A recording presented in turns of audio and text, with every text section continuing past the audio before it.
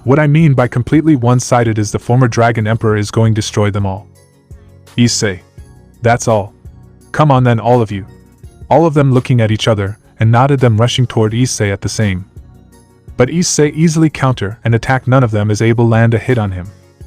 As Issei continues his rampage, the more brutal fighting style as he fight, and just to show how ruthless he can be. Issei begin to use their own weapon against themselves, knife, blade, spear, you name it, he can use it all. Heimdall.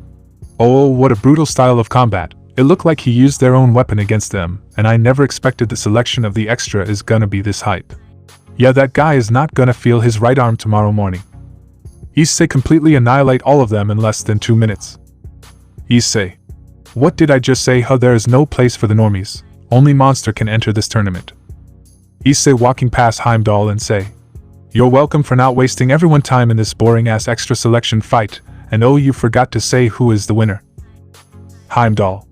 Oh right. The winner is Issei Hyodo. Heimdall thought. Look like his terrifying or ain't just for show. Issei walking toward the spectator room, and there is tables with a person sitting there. Issei. Is it my drink got cold already? No, just in time, brother. Issei get his drink. Cheer, brother, this is just the beginning, right, Drake? And where is Tiamat and Lilia? Drake signed. They just doing their girl things, probably, let hope and not something expensive. Issei. Haha, I heard that Tiamat take control of your financial. Drake. Yes, she only giving me $200 per day, I swear it's like she is my mom or something. Issei and Drake continue their conversation, some certain of group of people coming in. As Issei putting down his glass of alcohol, he saw the really familiar faces. Issei calmly said, "Look who it is, long time no see, sup Gremory." Hee. That's it, guys. Hopefully you guys enjoyed it. With that, take care.